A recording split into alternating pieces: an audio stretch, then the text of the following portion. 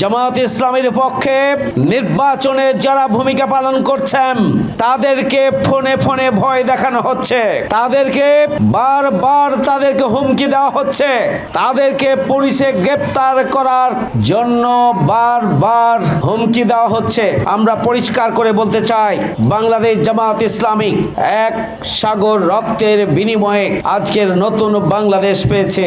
জামাত ইসলামী বাংলাদেশের হাজারো জুলুম নিপীড়ন নির্যাতনের পরেও জামাত ইসলামীকে নিশ্চিহ্ন করা যায়নি। আর চাঁপাইনবাবগঞ্জে অথবা দেশের কোথাও যদি সন্ত্রাস করে ভয় দেখিয়ে হুমকি দিয়ে জামাত ইসলামীর দাঁড়িপাল্লার পক্ষের ভোটারদেরকে আপনারা নিপীড়ন করার কোন চক্রান্ত করেন, কোন ষড়যন্ত্র করেন এবং কোন ভূমিকা পালন করেন, তার সমুচিত জবাব ভোটের মাধ্যমে চাঁপাইনবাবগঞ্জের জনগণ দেবে।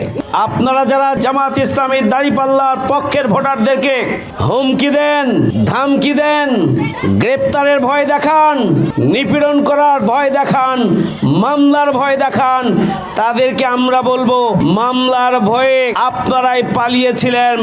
মাত্র 30% টাকায় জমির মালিক হয়ে নতুন বাংলাদেশের গড়ে তোলার স্বপ্ন দেখা বাংলা বসতি। ওই ফ্যাসিবাদ বিরোধী আন্দোলনে আপনাদের চেহারা দেখা যায়নি।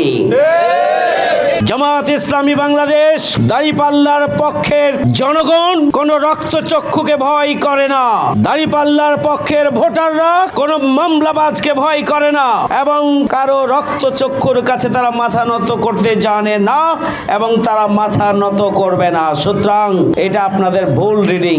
দাঁড়িপাল্লার পক্ষের যারা ভোটার রয়েছেন, জনগণ রয়েছেন, তারা বিগত 17.5 বছর জুলুম নির্যাতন নিপীড়নকে উপেক্ষা করে ত্যাগ এবং কোরবানির এক সাগর রক্ত পাড়ি দিয়ে তারা চাঁপাইনবাবগঞ্জ সহ গোটা বাংলাদেশে তাদের অস্তিত্বকে ধরে রেখেছে এবং day by day Jamaat Islami একটা শক্তিশালী, একটা মজবুত সংগঠনে পরিণত হয়েছে। সুতরাং আপনারা কেউ হুমকি দেবেন না, মামলার ভয় দেখাবেন না, আপনারা কেউ উচ্ছেদ করার ভয় দেখাবেন না, আপনারা কেউ আমাদের ভোটারদের রক্তচক্ষু দেখিয়ে ভোটারদেরকে ভয় দেখানোর চক্রান্ত এবং ষড়যন্ত্র করবেন না।